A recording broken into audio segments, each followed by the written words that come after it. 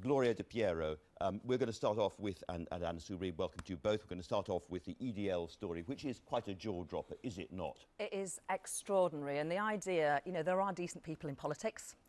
The idea that anybody would contemplate doing a deal with the English Defence League, I mean, it is astonishing. They have marched through my constituency in Ashfield. They intimidate people, they frighten people, and now we've had a sort of rebuttal on this. However, it's all in quotes.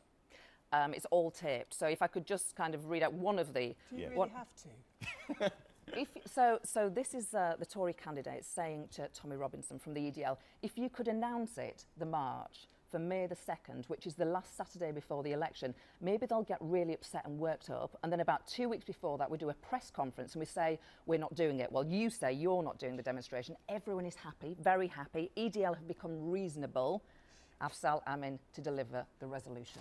It does sound... He does deny it. He has denied it. We have to be very careful. But you must have been shocked by this story, Anna. Well, if it's true, it's dreadful. Look, all I would say is this. Look, first of all, you know, I've been accused of things, hell, never on this scale, I swiftly add. And you know, sometimes people are accused of things which they actually haven't done. So we've got to be very, very careful, because he at the moment is denying all of this. So that we've got to put, we've got to say that. And he's been suspended at the moment. And he's been suspended, and there'll be a meeting, I understand, on Tuesday. What I would say is, I would appeal, if there is any truth of this in this to him, then you know, walk away. Go now. Go now. Hold your head up. Because obviously, if this is right, this is dreadful. I mean, the EDL is the most appalling organisation. It's like, but it's also trying to create an extraordinary piece of sort of theatre to fool the public, to fool the voters. Well, of course, and it doesn't matter which party you are. Anybody who engages in that sort of shenanigans doesn't do anybody any credit, and they just, you know, turn an electorate who, in many parts, are already rather cynical. It makes them even more cynical. And I can say with complete confidence, it's not the sort of thing that Gloria and I would indulge in. And you wouldn't want him in your party. Oh, Never mind being a candidate. It doesn't matter who, you know, no party would want people want this kind of thing. You know. So but sometimes, you know, people get a bit carried away. Oh, come on. And as we both, you and I both know, though, how tough it is fighting marginal seats. But the EDL? But doing a deal with the EDL, of course, we wouldn't even contemplate. No decent person in politics would, and that's the point here. But as I say, if there's any truth to this, he should fess up, as they say, and go now. Well, viewers, well worth a read, I would say, that I particular would say story. try and avoid it. I'm sure you... Now, you've chosen a very, very different story. I have, actually, and I've chosen this for quite genuine reasons, because it's a subject that has been very close to my heart. And it's a subject, actually, which I didn't know much about, I freely admit that, until I was the Public Health Minister. And it's a huge, I think, scandal. Full credit to the Scottish Government that set up this inquiry, the Penrose inquiry, to look at contaminated blood. And in short, it's about 30 years ago, back in the 80s, there were a large number of people, mainly haemophiliacs, who have enough problems, who were given blood that was basically dirty blood. And it contained Hep C, hepatitis C, and HIV, and a number of them contracted HIV. They were infected with AIDS by hospitals. Well, infected with HIV. For some of them, that actually then turned into AIDS. And the Department of Health has always denied any liability. Some of this blood actually came from American prisons, and it hadn't been properly checked out as to what it actually was and whether, in fact, it was clean blood or it might be tainted in some way. And it's undoubtedly the case that some 2,000 people, if not more, have suffered hugely. I met with many of them. What are the political conclusions to be drawn from this? I'll tell you what I think.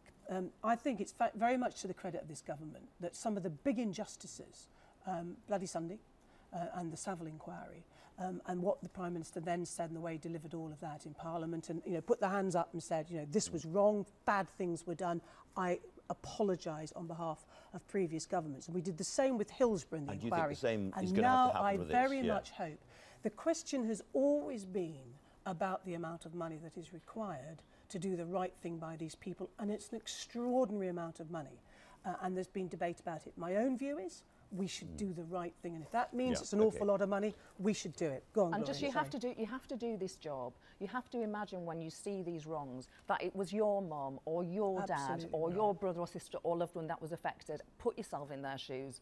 Yeah, and you know, there's been two great MPs. We've got to give them credit. Diana Johnson's done a grand job. Carl McCartney, I know, also. And Alistair Burt has really ratcheted this up with the boss. Let's move on to the main political event of the last week, which was the budget. And as I said, Gloria, I mean, it hasn't seemed to have moved things very much. No, not a game changer. And you could see not so far. We'll see. You could see the look on Tory MPs' faces actually during that budget.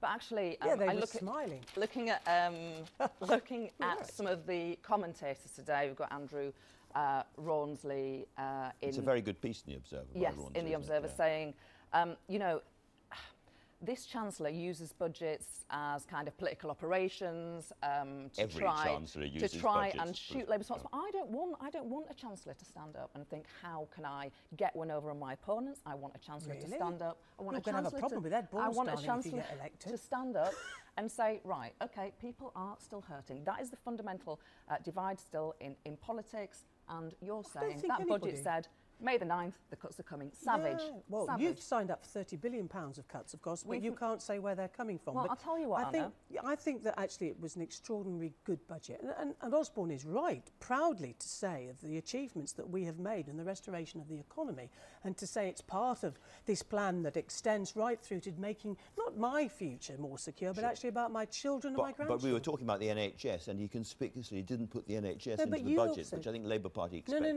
No, that, as you know, you do that in your spending review, but we have said we will ring-fence the budget of the NHS. You know, Labour, we know, would have cut it. We've actually increased it. £12.7 billion more going into the NHS. Will have more money, we'll have more GPs, You're going to put more money nurses. in? Yes, the mansion tax, because we think that when our NHS is going through the crisis of your creation, partly because of your top-down reorganisation, partly because of the story in The Independent, cutting adult social care budget so people cannot even leave hospital. So we're going to get some more funds. Okay, well, I think we're actually let's seeing return to the our papers, if we may. Let's return to the papers, if we may. Enjoyable though this is, there's Andrew Rawnsley and the other commentators are now challenged by other commentators who write in the papers all the time, including one David Cameron. An outstanding piece by the Prime Minister, if I may. Well, it is actually, because, I mean, we do accept that it has been tough in the last 5 years. We've made difficult decisions, and it has been tough for many people. But, I mean, I was out, no doubt like you were yesterday. We should say our constituencies, we are neighbours. So our constituencies... Neighbours on the sofa and neighbours... Yeah, and we actually have very similar small majorities. And I thought you were going to say views for a second. I thought you were going to say views for a second. On some things, I think we do, actually. I think if we talked about women and equalities, you would find we agree. But in all seriousness, I think, you know, the boss makes absolutely the right point, that it has been touched. But when I was out yesterday canvassing a part of my constituency, a place called Stapleford, you know, and genuinely saying to people, how is it? And people said, you know what, it's getting better. I felt it's getting better. That's what I was out, as you say, yesterday, Anna, and a woman said to me, actually in Ashfield, you know, everybody's worse off because prices have risen and wages haven't kept up. In Ashfield, in my constituency, wages have gone back in actual terms, not even just in real terms. But a woman said to me, she had been, she'd got a promotion, she started off as a care worker on the minimum wage. Over the last 5 years, she's now on a salary. But she said, because of the rising prices and the fact that wages haven't kept up, she feels like she's still on the minimum wage. And you know what? You know, the number Gloria, of people claiming unemployment benefit in our constituencies has more than halved. You know, people in work. It's brilliant. Gloria, you did a Why Do They Hate Us So Much tour, didn't you? You went round the country and you tried to find out why professional politicians like yourselves are not more admired and liked and loved by the general public. Tell us a little bit about it and what your most interesting conclusion was. Well, I went around the country. I went to where people are rather than expecting anyone to come to me, from aerobics classes to golf clubs to pubs. And just, you know, we've got a crisis in politics. We've got a real crisis in politics. What they said, they don't know what we do, they think we're in it for ourselves, they don't think we can understand their lives. What gave me hope is that in every one of the groups, when I said, another interesting thing, they said the most important quality to become a politician was qualifications, academic qualifications. Did they? Absolute nonsense, which really, and actually you don't need any qualifications, you just need to want to stick up for your community, your neighbourhood. Right. People then said, that sounds great, how do I get into it? Yeah, and that's a lesson for political parties to open themselves up. If you reach out more, because... Well, yeah, but can I just say, I think that one of the things that makes us a bit different to a lot of people, actually, is that I know we are now professional politicians because we're both members of Parliament, and we have been for the last nearly 5 years. But before that, we did pretty, you know, and we still had normal lives, actually. People don't realise that. But, you know, we did other stuff before we became MPs, and I think that is so very, very, very important, that you keep grounded, and you aren't a professional. This is something that Nigel Farage, who's coming on, talks about a lot as well. Yeah, but we actually do go down the pub. I know how Gloria lives. You can't say he doesn't. No, but the difference is that Mr Farage has been a member of the political establishment for decades. Well, that's the truth. broker, of course, yeah. Well, no, but he's been an MEP for decades, and he certainly doesn't tried to become a member he was a Conservative Party candidate. He tried to become a member of the establishment in Westminster and failed. But do you know what? We need more working class people in politics. We need more women in politics. It has to look more like Britain. I think that's how we fix this problem. Now, moving back to the papers, because this is technically a paper review. Oh, sorry, yes, sorry. You've chosen this story here. Tell us about this from The Independent on Sunday. It is, and this refers to Nicky Morgan's, Tory Education Secretary's comments about poor kids facing soft bigotry. Now, I agree with the analysis. So what is soft bigotry? I don't know about your upbringing, Anna, but certainly when I was at school, nobody expected, the word university was never mentioned. I mean, I had to stand in different queue because I was a free school meals kid. That's terrible. And I was never told that university, you know, was never put on the table for me. But we have to reduce the gap, and that starts right from the early years. You know, if you're a poor kid who starts schools 16 months behind in reading age than the richest kid, that's why Shaw starts were so important, and it's so wrong that you've shut 700 We've of them. actually opened one in my constituency, but actually I went to a comprehensive. I went to the Heartland Comprehensive in Worksop in Nottinghamshire.